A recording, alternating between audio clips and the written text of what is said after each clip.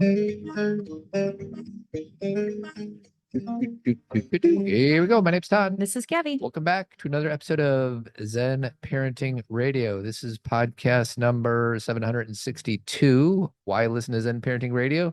Because you'll feel outstanding, and always remember our motto, which is that the best predictor of a child's well-being is a parent's self-understanding.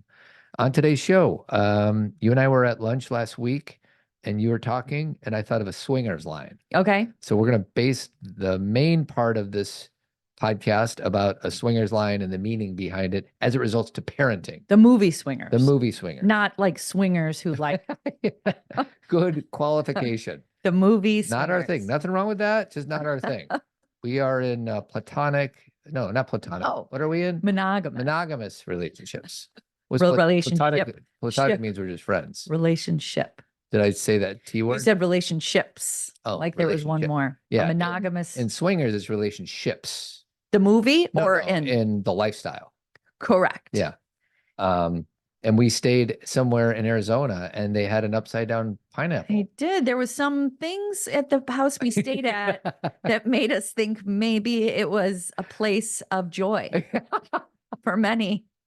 There were all these symbols and signs of things. I was wondering how you were going to explain that. You called it a place of joy. Well, there were like, it was one of those things like, when someone points out one thing and then you start looking around and you're like, there are some things here. All there right. are symbols. That's funny. But why the upside down pineapple? I have no idea. Who caught that one? I don't know. I don't think it was me, but I'm glad that I didn't notice, and I'm glad I don't have a radar for it, because that's interesting.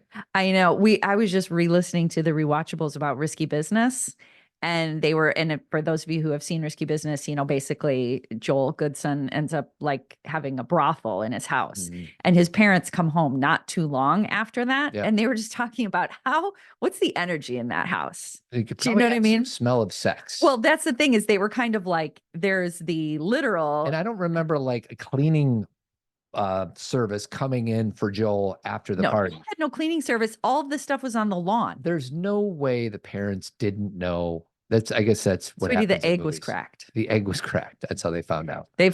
But all the stuff was on the lawn. And then in this very short period of time where he did not pick up his parents at the airport, they got all the furniture back in, and then they came home, and then the egg was cracked. And then he got into Princeton. Princeton, he sure did. I think that is one of, I remember, I never watched Siskel and Ebert that much, but I remember I did watching it, and they said how good of a movie that was. 4 stars, baby. Yeah, like it was a real, and I agree, like it is a super good movie. Obviously, there's a lot of sex and a lot of, that stuff's going on within the movie, but it was just a very good movie. Well, they were going to try it to sell it like Porky's. Yeah. Like they were talking about that the original poster was like a cartoon version of Tom Cruise with women all around him. I'm visualizing the bachelor party poster with Tom Hanks. Oh, yeah. It was like women everywhere. Yeah. And then they decided, the director's like, that's not the tone at all. Like the director is very serious. Like, do you remember the music in it? It's called Tangerine Dream or something like that. Like it's a very like adult show, and not because of the sex in the movie. I just mean like it's got levels. Yeah. And so they were like, no, that's not the tone at all. So then they did the Tom Cruise with the glasses down his nose. And that's a classic. It is. And another thing that was realized is that Tom Cruise is basically responsible for selling sunglasses in this country. Yeah. When Top Gun and Risky Business was Wayfarers, which I'm wearing right now. And then Top Gun was Ray-Bans. There you go. So thank you, Tom Cruise. So a few things. One is I am holding, for those of you guys who happen to watch us on YouTube, we just got some brand new Zen Parenting Radio water bottles. And I'm going to say anybody who signs up for Team Zen gets a free water bottle. Oh my gosh, sign up for Team Zen. Oh my God. Team Zen is so cool. Yeah. I love everybody on Team Zen. We had such a big week last week. We had Duffy and we had Jen and we had, groups that got together, and we have a Zen Talk this week. I don't know. I got to look at it. I just love it. It's an app, everybody. Basically, you're just getting this app where you have resources and community. More Zen Parenting on your app. Podcasts. With a community. With a community. That's all. On Zoom. Oh my gosh. Are we coming up with a new tagline? What is it? Oh, you just threw Zoom in. It's Zen Parenting online with a community. Is that what it is? Zen Parenting on an app with a community. We got to work on it. But if you want to be live Q&A with Cathy and Todd. We do it twice a month there, amongst many other things. So anyways, water bottle. So sign up for Team Zen. And get a water bottle. And these are brand new. So and they click and then they lock. So Yeah. you can bring them on an airplane. That's why we love them. As a family, we fight over who gets to take I the know. Zen Parenting Well, bottle on let an me tell you a airplane. little bit about that. I Okay. finally converted my entire family to do that because there were certain members of my family, I'm not naming any names, who would purchase. First of all, I remember one time that I don't know, I was lazy and I didn't bring my water bottle. So I decided to splurge and get, what is it? Fia? What's the Evian? No, not Evian. It's the one that's really cool. It's kind of in a square. It's a square. Mhm. I forget what it's called, but it's I supposedly can see it. it's supposedly the best one. Okay. And it was huge. And the thing costs like $12 at the Oh airport. my gosh. I'm like, for a good water bottle. So anyways, the other thing is I'm wearing, what am I wearing today? Oh, Chicago White Sox? Chicago White Sox. They just swept the Tampa Bay Rays. Oh, I thought they sucked. Here's the thing. They do suck. They just won 3 games in a row and they only have 6 wins on the season. And we're almost in May. It tells you how bad the White Sox are. But for today, I'm proudly wearing the hat. This is going to be a historically bad season for the White Sox, but that's okay. Maybe they'll be like the team in Major League. You never know. Never know. We just need a little Tom Berenger, Charlie Sheen to show up. Wesley Snipes. Wesley Snipes. What was his name? Run like Mays, hit like Hayes, or something like that. Slide.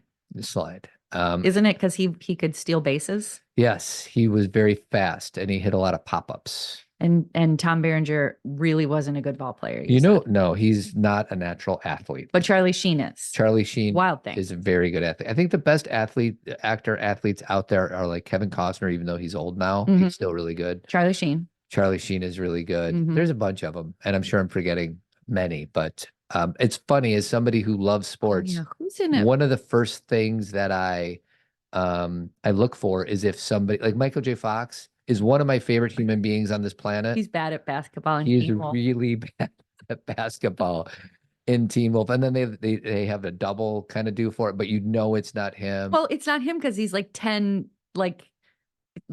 inches taller than Michael J. Fox. Well, is that when he turns into the wolf? Well, that's confusing too, because there's like 4 characters out on the floor. There's Michael J. Fox as he is playing bad basketball. Then there's a character that's like still human playing Michael J. Fox. And then they have Michael J. Fox as the wolf. And then they've got another guy playing the wolf. So if you watch the movie enough, which I unfortunately or fortunately have, you get a lot of different people on that floor. Yes. I want to find out who are the best actors because I'm Googling. It says who's the greatest athlete turned actor. I don't want an athlete turned actor. I want an actor who happens to be good at sports. So. Yeah. So like an actor who, when he's on, well, I think we should go to the movies then. Kevin Costner did a lot of them because he was good at golf and he was good at, he didn't play baseball in Field of Dreams, but he threw the ball. He's a very good golfer. You say that Tom Cruise is good at hitting and a few good things. No, he's okay. He's not bad. He also learned to wrestle for Born on the 4th of July. Well, he learned to throw bottles and cocktail too. He also learned, he got so good at 9-ball that he could have turned pro. And racing cars. He and Paul Newman. He just does a deep dive in everything he does. How have we talked about Tom Cruise twice already? I know. What about, I was just thinking about another movie. Okay. So Robert Redford, no. In The Natural? No, he's okay.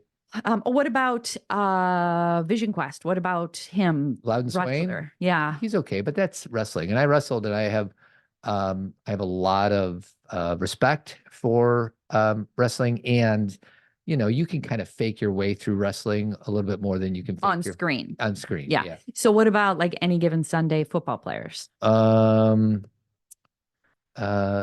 Foxx, he was pretty good.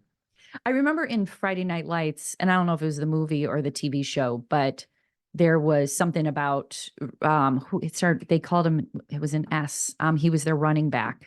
God, what was his name? On the show, I can't remember. But anyway, that there was some question about whether he was really good. You know who's good is Mark Harmon. He was the quarterback for UCLA. He was a starting quarterback for UCLA. But did he ever play an athlete in a movie? I don't know. That's a Okay. good question. I don't know. I don't know. Okay. So that's the first thing. White Sox are bad. Swingers. Swingers. So here we go. So I'm going to play a clip from Swingers. I'm going to have to bleep one bad word out. So don't let me forget that. I'm going to write myself a note right now. And I'm just going to play the clip and we're going to see what happens. Okay. Oh no, it just left me. Remind me later. Let's do it here. Now and go tell her pit boss on us. Will you stop making fun, all right? Now, the trick is that we got to look like we don't need this shit, and then they give us the shit for free. Right. Well, you know, I think you look great, man, and I think I'm looking like the money, like the bomb, right? Stop. See that their table? That's where we make our scene. You think if they notice me and you? Oh, they're going to notice me and you. They're watching. Okay. Might So be. it was the beginning of that line is we got to act like we don't need the stuff. And then we get the stuff for free. Correct. So I'm going to kind of do my best to set this up, and then I Okay. want you to talk about it. In the mornings, in my parenting history, I will have a need to connect with my children. Mm-hmm. Mornings are not the best time to connect with children, by the way. They're tired. They're tired. They got school and they have all the things that they have to do. And I understand that. And I want to connect. And the way that when I'm not doing it well, there's times when I do it well, so I'm not going to beat myself up. But when I'm not doing it well, I am asking them questions because I have a need for them to connect with me. Mm-hmm. And in that line, it says, we got to act like we don't need the stuff. And then we get the stuff for free. Mm-hmm. So for me, I think I want to help parents learn from my experience Mm-hmm. is that our kids can sniff this out very quickly. And if they know that this is just dad trying his best to engage in conversation because he doesn't feel connected to me, then they're not going to want to connect. It's just annoying. I don't even know if it's a parenting thing. It's a people thing. I know, but well, yes, that's true. And it's a parenting podcast. So we're just going to use that as a framework. Yeah. Like I don't want to sidetrack it, but I think but don't you think parents do it more often than if I were going to do it with my friend? Yeah, because they do it sometimes and they don't realize that they sound fake. Do you know what I mean? Like, and this is hard. Like these are, you know, I'm going to like jump into something random, but you know, sometimes this isn't really happening as much right now. And it's not as much in the ethers. I'm not saying there's not people who aren't driving this, but in the last election, like 2 years ago, like with school boards and stuff, there was like a big push to get rid of social emotional learning in the school, which makes me laugh because I'm like, what are you thinking? Because social emotional learning, hopefully it's incorporated into everything we're doing in the school, that social emotional learning is incorporated into the classroom, whether you're teaching math, geography, history, whatever, literature, it's very easy to incorporate because you're talking about people's feelings and such. But why it makes me laugh is because social emotional learning is what every human being needs the most. It's the thing that is going to make or break. It's going to be the reason whether or not you are successful. And it is something you can learn, but it's also something you need to practice. And sometimes depending on your personality or, you know, let's just use Enneagram not because it's a perfect system, but because it gives us kind of an idea. There are certain people on the Enneagram who connecting with people is the key component of their life. Like I'm a 2, and that is like my sole goal, right? Like everything is about how is everybody doing? It has shadow, it has light. And then there's a lot of other people on the Enneagram who are like that. Sometimes 7s are, sometimes everybody is in some way. But some of the numbers have a tendency towards that. Toward it, like 9s, you know, and you are I think you're in the middle because you're a 3 Enneagram, you're a 3 wing 2. So you're a more ambitious. I want to achieve so that people can look at me and say, look at what Todd achieved. And it has gold and shadow. It has positives and negatives. And the wing 2 means that you're very focused on relationships with people. But sometimes the way that you're doing it is more, you know, being an ambitious person and being someone who likes models, you're almost like speaking a model. You know, like there's you know, like you're like, I'll ask this question and I'll focus on this thing. And instead of it being interpersonal or interrelational, it's almost like a checklist, right? Yeah. I'll Google like 10 things I should talk to my daughter about in the morning. And because I need ideas because what I used yesterday didn't work. And there's a inauthenticity around that. Right. And so, but I don't at all think about you as being inauthentic, but I'm just trying to use like, you know, and I think a lot of people can relate to this, right? We're using the way we relate is more like, I'll just do the voice. Hi, what, do you have any tests today? did you sleep all right? There's like a kind of an inauthenticity to the communication. Now, when I say that, I know these are normal things to say, and sometimes we're not thinking that deep about it. But sometimes our kids get annoyed at us very quickly just by the tone of our voice. Yep. Okay.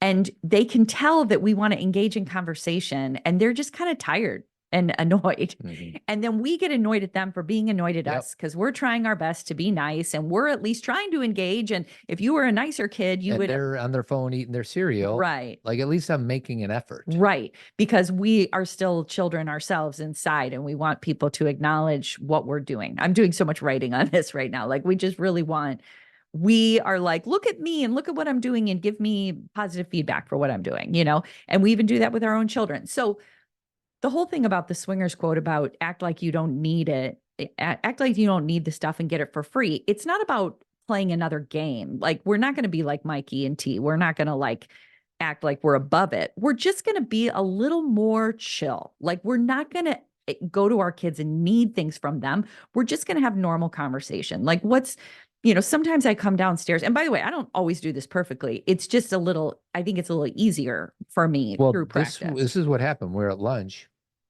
I love my daughter. She loves me.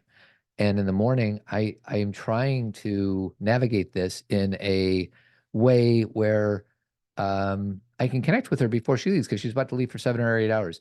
And I won't say every time, but I sometimes, drop a line in. I'm thinking of fishing. I drop a line like, maybe she'll grab onto this. Maybe it's like, how was your weekend? Maybe it's, or what I think one of the things that we're going to say is start sharing what's going on in our life instead of ask them about theirs. But sometimes it's working and sometimes it's not. And when it doesn't work, I'm actually getting more comfortable with the silence in the morning. Yes, for sure. But then you come in and you just do it better. Well, I think that the thing that I do is I just have normal conversation. For example, I walk downstairs and I say, I'm making this up. Skylar, I had a dream about grandma last night, and you were in it and you were wearing a purple shirt. And she's like, that's weird. And I'm like, I know. And then that's like the last thing I say for about 5 or 10 minutes. Yeah. And I'm not making it up. It really happened. And then maybe 10 minutes later, she's doing something. I walk in and I say, okay, I've been listening to TTPD, which is the Tortured Poets Department. And I say, okay, and I am stuck on song 7 because of this reason and this reason. Do you think this too? And sometimes we argue about TTPD because she has different beliefs about it than I do. We're all like coming at it. But that's such a Taylor Swift. So song 7 is fresh out of the Slang. Well, and it's not even song 7 I was making that. Yeah, up. you're making that up. But even that, like we'll kind of start expanding this conversation. You have something deeply in common right now with her. For sure. Like, you are going through how many songs are there? There's 31 songs that are deep and have all this room for interpretation. And you have this built-in conversation in common. Yeah. And I love Taylor Swift. I've chosen so far not to spend much time listening to it. So that's like you need to do a wah-wah. Oh, okay. Hold on. Because you need to listen. Get your earphones on. I know. It's just 31 songs. Where do I start? Do 31 songs. Do one song and then be done. You're right. And then do the next song and then be done. So this morning when Skylar woke up, I said, how'd you sleep? She's pleasant. She's like, it's great. Good mood. She's like, how'd you sleep? But if I would have said, what do you think about the Albatross? Oh my God. Song we 19. have so many thoughts about the Albatross. I have a feeling, and if I brought my take to it first. Ooh, that would be even better. Then I have a feeling the morning conversation might go a bit better. See, sometimes, I feel sometimes like I have really good information for people, and sometimes I feel like I'm in a bubble. This is why. Pop culture is such an important part of our family culture. And I don't know if it's a chicken or the egg, meaning you and I in our own real worlds. This is not a ploy to connect with kids. In our real worlds, before we were even together as a couple. Part of the reason my friend thought we'd get along when she introduced us is because we both loved pop culture. Thank you, Laura Handy. Yeah. So she's like, you guys always talk about movies. You guys will like each other. Or I always did quotes or whatever. Yeah, we both love movies. We both love movies. So we do that individually and as a couple. We talk about music. We talk about movies. In our family culture, that is just that's part of mom and dad, right? We do this for a living. We talk about pop culture, whatever. So our girls are very knowledgeable in their own ways about pop culture because of us and because of what they love. Some things they know that we don't know at all, right? They have their own adventures in pop culture. It's an easy conversation for me to have. I texted the girls 30 minutes ago, where are we with TTPD? What's our favorite now? Because when you listen to an album, if it be Taylor Swift or Beyonce or whatever, it changes because you get to know the music better and you start to like realize, ooh, this song is the one. So I'm always kind of assessing where they are. Same with Skylar with certain TV shows, with movies. Her whole wall in her bedroom now is like movie and music. Yeah. Not paraphernalia. What's the word? Like, what is it? Like stuff. I call it stuff. Stuff on the walls. She has her own loves, right? So it's an easy conversation that I think is more peer because I'm not teaching her a thing. I mean, maybe sometimes I try to, and she's like, no, mom, like we have a good peer back and forth about it. So it's better than, do you have a test today? Yeah. And here's the thing. I think this is important. I think the best thing that people can take from this conversation is figure out what your kids are interested in and get interested. But there's also an energetic piece that I think you have. I don't think it's just content. I think you have an energetic piece, and I don't know if you are going to be able to communicate that. And like I said, I'll go back to where we started. It's a result of my discomfort from silent mornings. So I need to engage in conversation, which means I need silent mornings from your childhood. I don't even know if we'll go back to. So I was going to say, when the girls were all here, it was loud. Yeah. I'm more thinking like if it's Skylar and I'm like, getting her lunch ready for the day or whatever it is, and it's silence, there's an awkwardness in me. And it's less awkward now, but I'm getting more and more comfortable with that. It's okay that we don't have to talk in the mornings. No, it's actually quite nice. But the story I make up is this kid's about to leave for 7 or 8 hours. And then after school, she's going to do her homework and do all the things that she does. And then we're going to eat together for 30 minutes. And then she's going to go back in her room and do more homework and listen to music.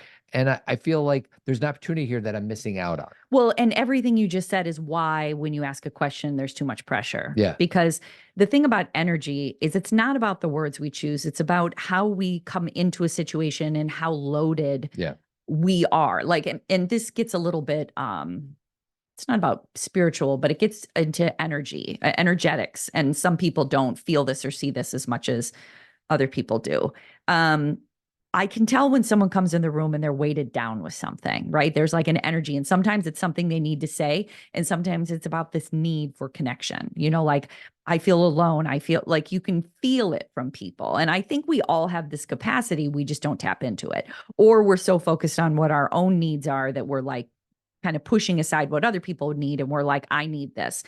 And the thing is I like to talk too. This isn't like I love silence all the time. I don't. But that's the thing is that usually doesn't happen. And I think the sentence you just shared, which was, but if I don't talk to her now and then she goes to school and then she comes home and then she's in her room all day, you're so like geared up about something that hasn't even happened.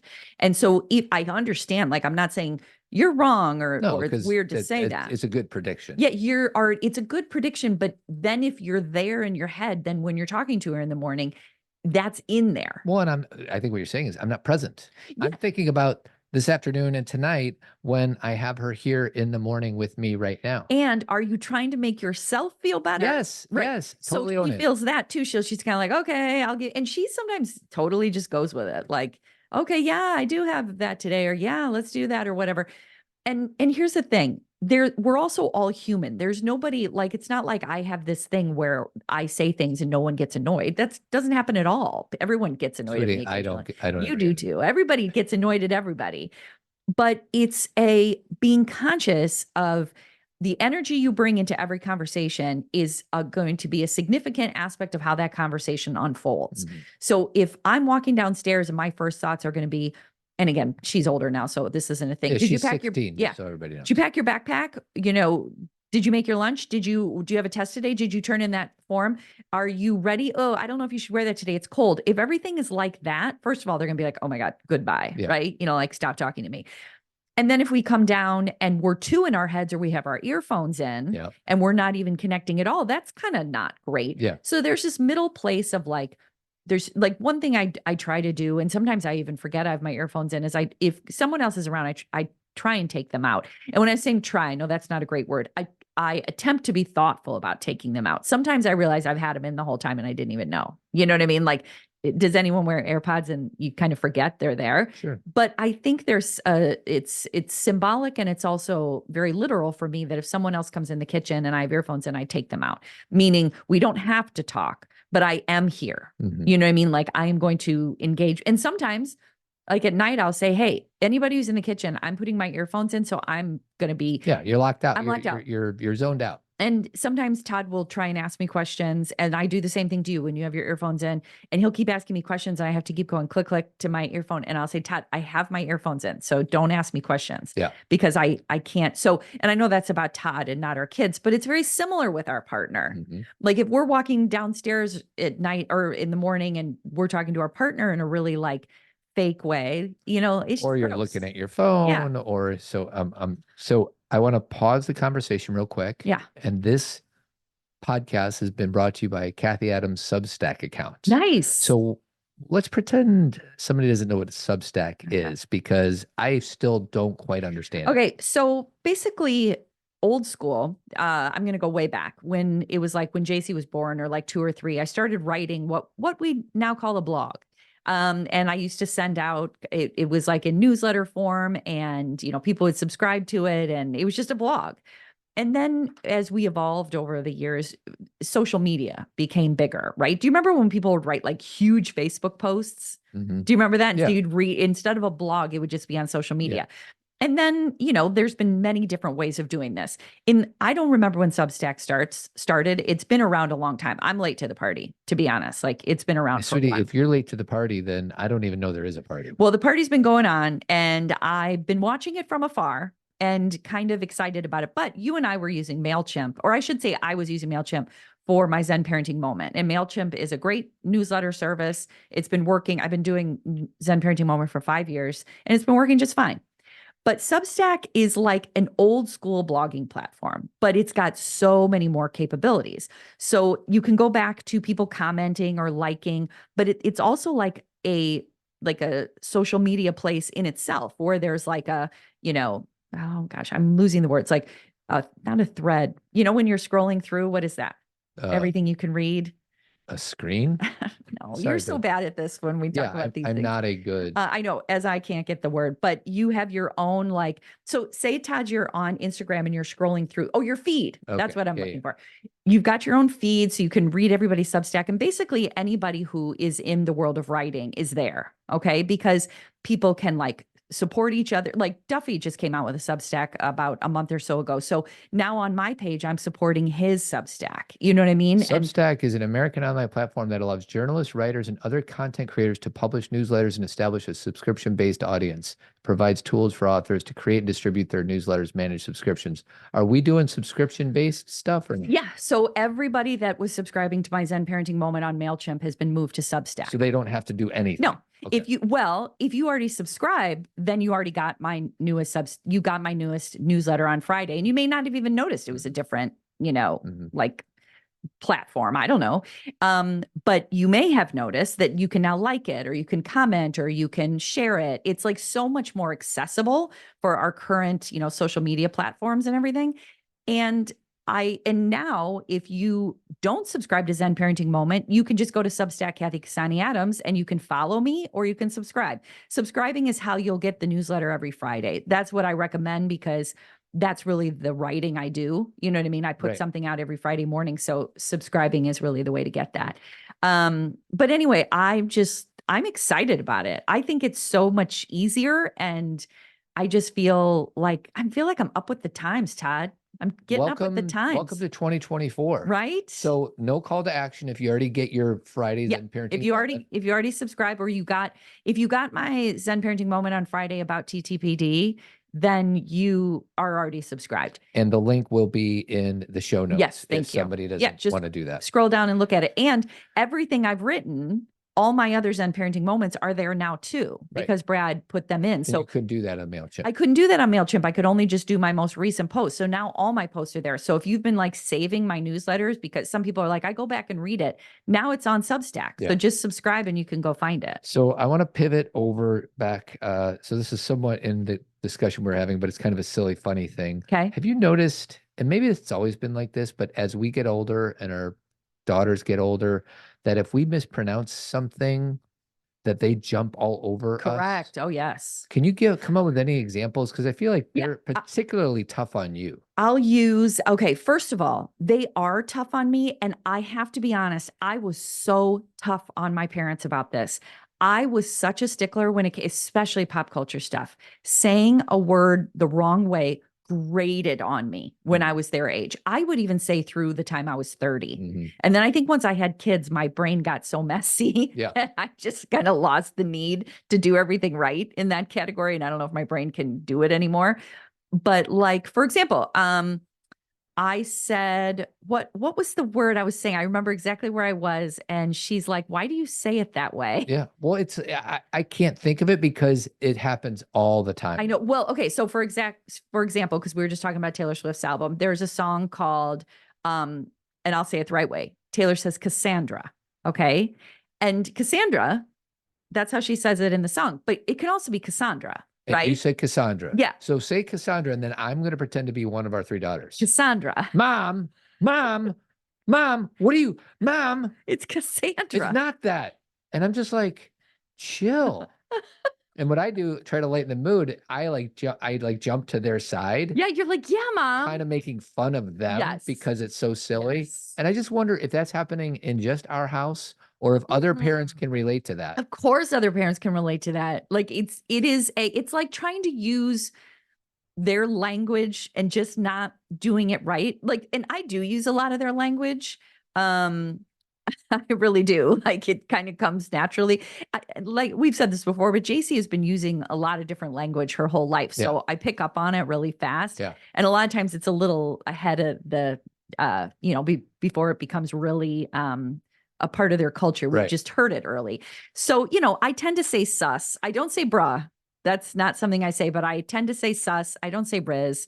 I say, but anyway. Sweetie, you can't just say that and not help me understand what you're talking about. Well, like sus means, it's suspicious. And I say that a lot. And my friends do too. I think some things just, trickle down to all the old people. All right, I just found something. You ready? We're going to do it. So this is called Teen Slang 2024. Are you going to test me? Yeah, I guess so. Okay. And see if I can get it. I'll share this link because it's called A Parent's Guide to Teen Slang. Okay, let's do it. And it's alphabetical. Okay. Addie. I don't know. Short for address. Okay. Never use that one. Adulting. Well, we know that. That just means like I have to do like big person stuff. Adulting. Aesthetic. Aesthetic is how something looks. It's another word for vibe. Oh, interesting. So it's not just the appearance, it's the whole vibe. It says, I don't like this artist because I don't get her aesthetic. Okay. Ate and left no crumbs. That's one that I can't pick up on. Maybe someday, but ate means like she crushed it.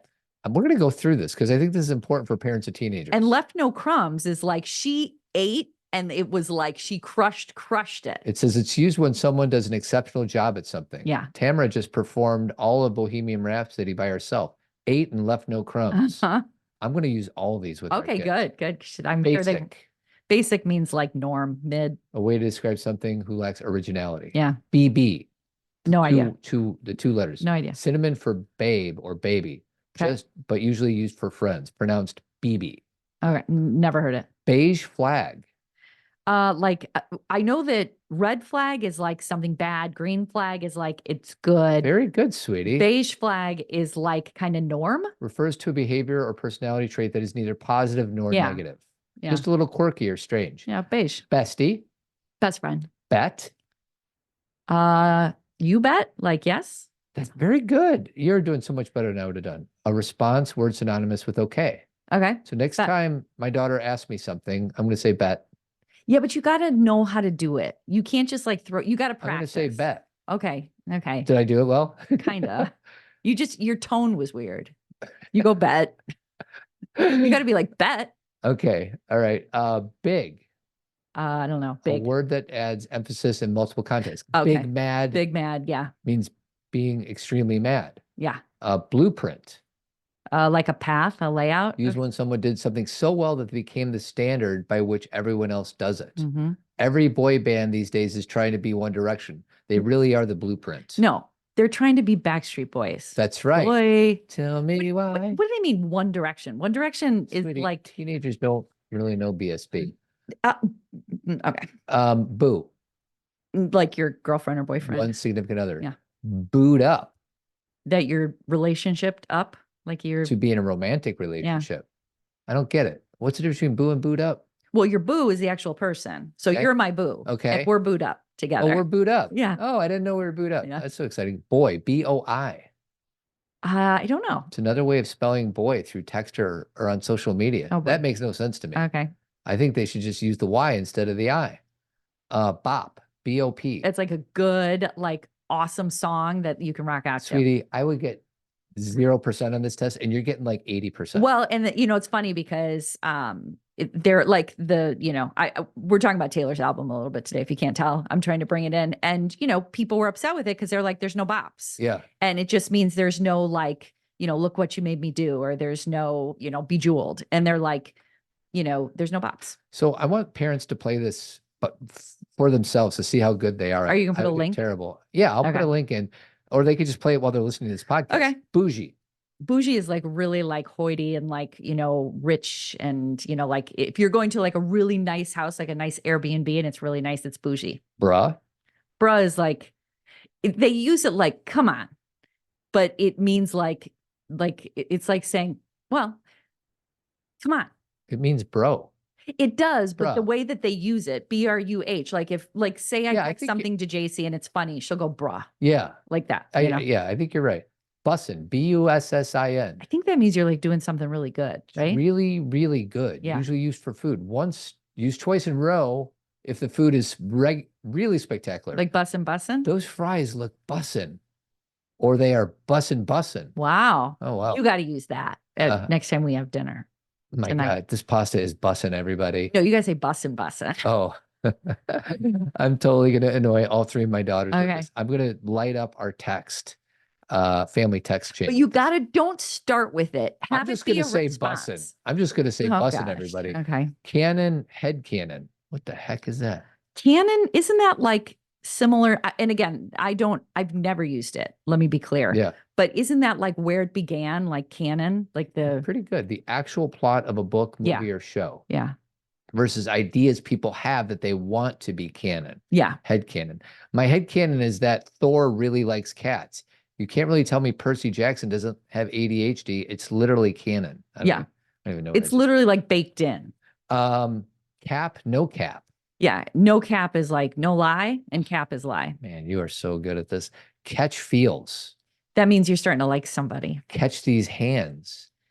Catch these hands. I don't know that one. It means to fight. My girlfriend Oh. is way prettier than yours. You bow to catch these hands. Okay. Don't know that one. CEO of. Like person in charge of. Being really talented, it says. Yeah. Chugi? Oh, wait. So CEO of means like you're good at something. Being really talented. Like at someone is something. the CEO. Yeah. Okay, cool. Chugi? Chuki is like used for like millennials now. It's like, it's kind of like outdated. It says cringy or awkward, Yeah. specifically used for Gen Z in reference to trends from the early to mid 2000s. Yeah, millennials. My gosh, I'm just very impressed with you right now. Chill, that's too Yeah, easy, right? relax. Clout, Like to have power. dead or dying. They say dead when they're like overwhelmed by something, like, oh my God, I'm dead. When Like, something is so funny you can't handle it. Yeah. Oh my gosh, that TikTok, I'm dead. yeah. Like Oh it's my so, they I do like, feel so old right so, now. but it's funny that you're saying that because the girls use that all the time. Like I send them reels all the time, and all they'll write is dead. Here's the thing.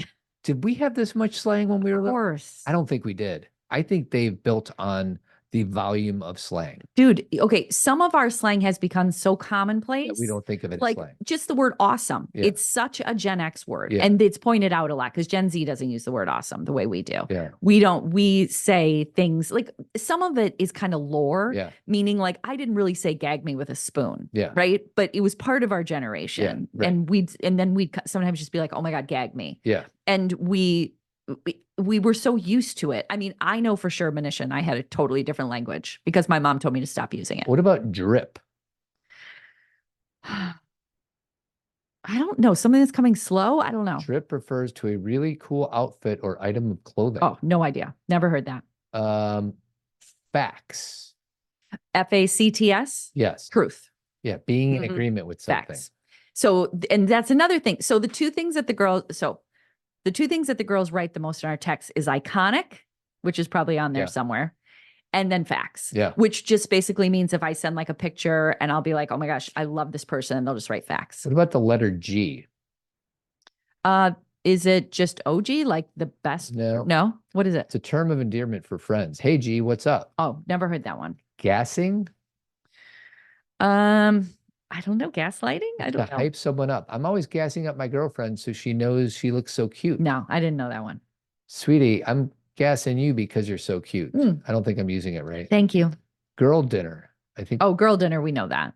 Does and that you know what? mean a dinner with girls? No. Girl dinner means the way that you make dinner. Like I'm not the creator of girl dinner, but I've done girl dinner my whole life, which is you take a plate, you put pretzels, maybe some cheese, maybe some hummus, maybe some carrots, and you make a meal that's like really rando. Yeah. And the unfortunate part about girl dinner is that it became a thing where people would be like, okay, this is my girl dinner. It's all these pieces put together. I'm not making anything for anyone else.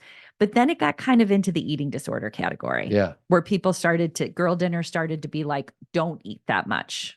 Do you know what I mean? It kind of started to veer in the wrong direction. Part of Friends where they were making fun of Rachel because she had a baked potato and a Diet Coke. Yeah. It's a perfect girl dinner. It's like we get stuff. Dude, I went through high school having noodles for dinner, noodles and butter. That's all I had. And it was or noodles and butter and carrots, or like in college when I was student teaching, every day I would bring the exact same lunch because I was poor, and should we still be going through this right now or is this enough? why don't you just do one or two more and let's finish up. Girl math. Girl This math. is interesting. There's a paragraph here. It's quite a bit. Well, okay. We were just talking about this the other day. So I feel like, and this could be bad, I think it's like easy math. Girl math refers to the sometimes strange, sometimes silly, and often relatable ways that women describe seeing their finances. The phrase is something of an inside joke in women both online and off, but has also been used derogatory. Thank you. To suggest that all women are bad with money. Yeah. If I paid for the concert tickets 6 months ago, I've had enough paydays since then it may as well be free. That is some girl math. Okay. So I described it the wrong way. Yeah. And I will say that for me, girl math, and I don't use this, but is when I say, hey, Todd, I returned a bunch of things. So this dinner tonight is basically free. Oh my God. And you'll say, what are you talking about? It's I need not. to start saying that's girl math. That is because it's a bit derogatory. It's totally derogatory. Yeah. But I do a lot of girl math. You do illogical math. I'll Makes say no sense. I got $500 for my birthday. And so I'm going to buy these things 6 months later because remember the $500 I got for my birthday. Yeah. And then Todd's such a buzzkill because he'll be like, no, that's gone. Yeah. He'll be like, that money's gone. It's not gone. It got put into absorbed. our account. I understand. To our bank account. But it did. But you think like that money in the bank was waiting for you to spend it on something 6 months it should later. be. If I got $500 for my birthday, I should be able to spend that on something I want. It shouldn't pay the phone bill when I say shouldn't, it could, but I'm trying to use it for myself. Yeah. Well, we could do a Okay, whole podcast that's on done. it. Last one. Okay. Keep it 100, sweetie. Yeah. Like keep it real. Yeah. Be Mhm. true to yourself and stick to your values. Mhm. This is pretty good. I'm going to write myself a note and include, because we only got 1/3 of the way through. Yeah. Now this would blow up in my face if I ever started using this stuff. It would. Don't you think? Well, I wouldn't say a lot of these, but I do say a few of them. Like not, and it's sometimes see, here's the thing too. I think sometimes when we're using their language, It's icky. we're doing, well, but I'm trying to find that middle place. Is I'm not really doing it to try and be cool. I'm not trying to be Amy Poehler in Mean Girls, where I'm like, I'm a cool mom. Yeah. I know I'm not cool. So when I say, excuse me, that's really sus. Yeah. I'm not really trying to be their age. Yeah. I'm just trying to be funny.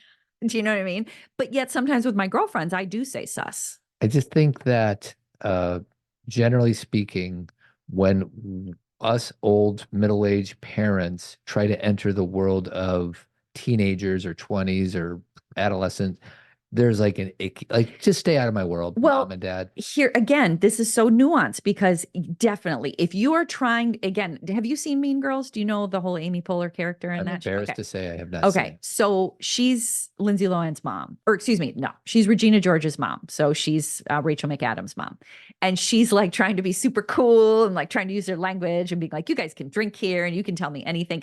That's like a wannabe, Mhm. okay, and that's another word they use, wannabe, or one of their other things is a pick me girl. Mhm. That's like part of their slang too, like a pick me girl who's like trying to be so cool and put down other girls, and it's like a male gaze kind of thing. Mhm. Anyway. Trying to do that with your kids is so cringe, Mhm. right? That's so cringy. But if you are being funny or trying to, you understand what they're saying. Like when my girls text iconic, I'm not like, what does that mean? Do you know what I mean? Like, let's keep up a little bit. Yeah. So it doesn't mean that, we can it starts to come naturally. Like, Todd, think about nicknames for people. I mean, You're sweetie. Right. Okay. So Cameron came up with a million nicknames on her own. So that was not as organic.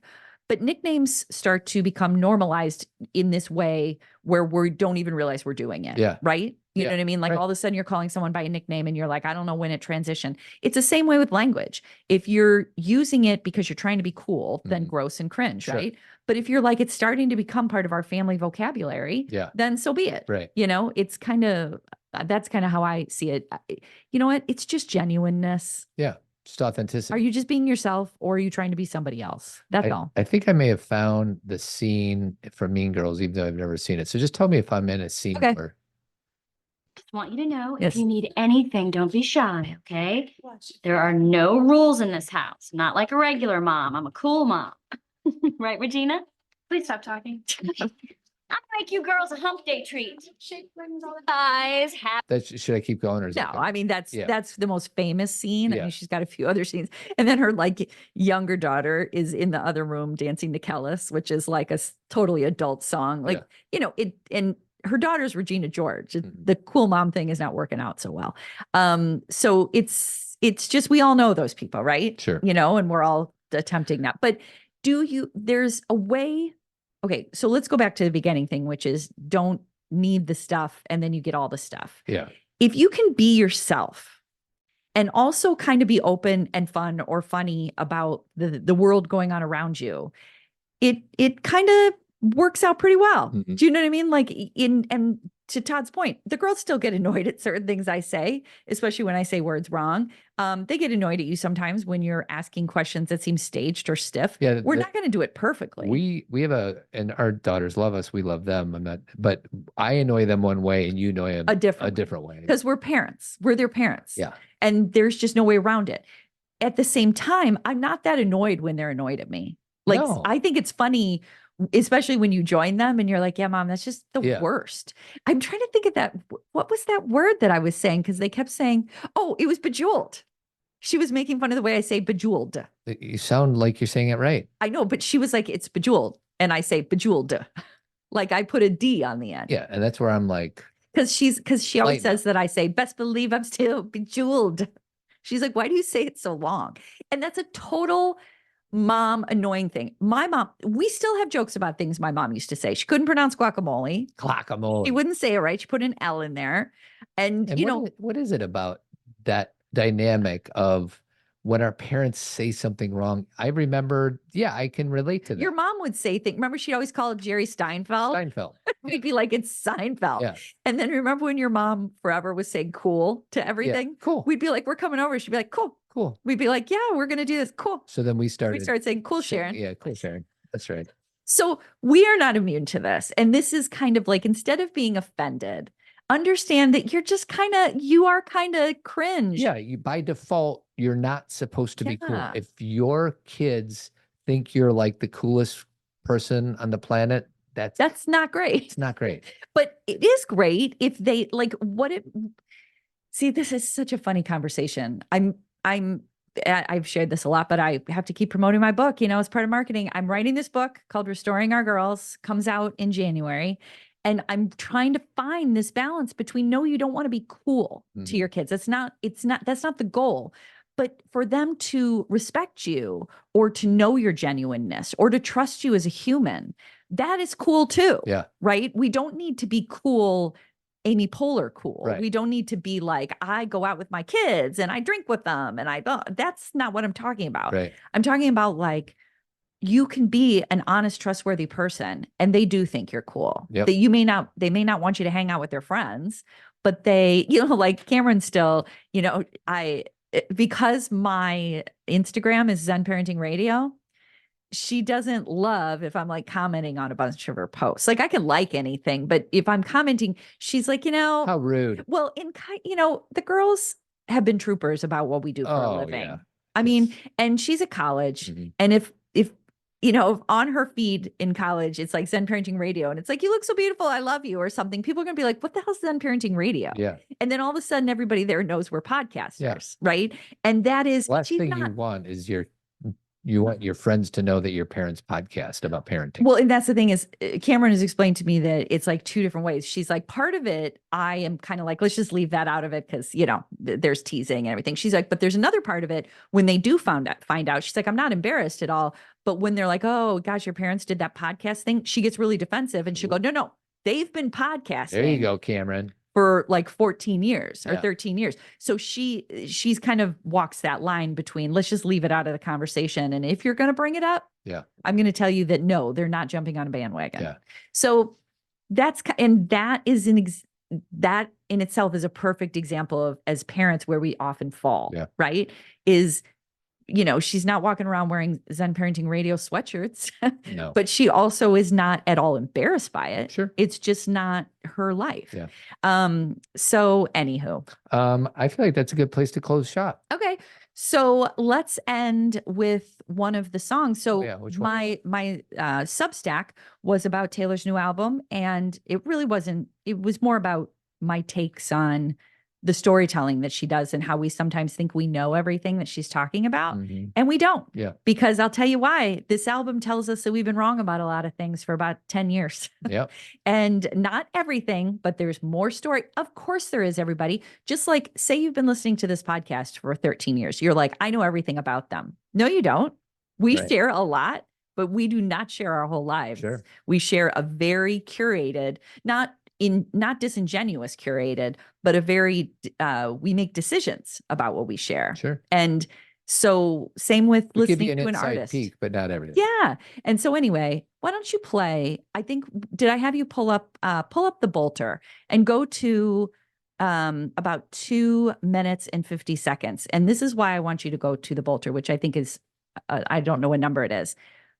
Try and sing this part of the song and then see if you can breathe. And what song, where in the song you want me to Go play? go to 248. Oh, geez, you really know this pretty well. Well, I pulled it up so I Oh, could. okay. So just turn it up. All her fucking life. Sorry, swear. Flash before her eyes. It feels like the time she fell through the ice, then came out alive. She's been many places with men of many faces. First they're off to the races, and she's laughing, drawing aces, but none of it is changing. That the chariot is waiting. Hearts are hers for the breaking. There's escape and escaping. Started with a kiss, oh we must stop beating like this, but it always ends up with a town car speeding. The Bolter. The Bolter. Okay. Just for fun. I know you're just listening to it and you're like, oh, that's great. Or I don't like it. Try and sing that. And then you'll realize, like, Skylar is a singer, so she understands breathing. That is so hard That's like, if you guys are Taylor fans, Death by a Thousand Cuts, the bridge in that song is so hard to sing. And it's just sometimes when we're hard on a singer or we're like, this person isn't talented, there are things that demonstrate talent besides the writing and everything else where you're like, oh my God, that's so, can you imagine doing a song like that in concert where you're like, Yeah. like it's so hard to sing. So I want you to learn all the words, Todd, and then come down tomorrow morning and be just singing it randomly. Oh, okay. And then see if Skylar picks up on it. Okay. How long was the song? You don't have to learn all the words, just like sing part of the chorus and just be kind of singing it. Yeah. And then That'll she be might my be like, experiment. yeah, I just will be so curious if she'll be like, Dad? Where did my dad go? And Right. why is he listening to this random song off the new album that he hasn't spent any time listening to? Well, and the reason why I'm saying this specifically with her is there's a lot of songs on this album I like, but that's her favorite. And I love it now too, because I'm like, you're right, this is so good. And we were talking about how hard it is to sing that. And so if you are singing, she's going to notice. Yeah, beautiful. Okay, I will do that. I will commit to that. And I'm going to listen to the Bolter before tomorrow. All right, honey. We're going to play our music and say thank you to Jeremy Kraft. He's a bald-headed beauty. If you live in the Chicagoland area and you have any home improvement project, painting, remodeling, give Jeremy a call, 630-956-1800, avidco.net, and join Team Zen and get a water bottle. Keep trucking, everybody.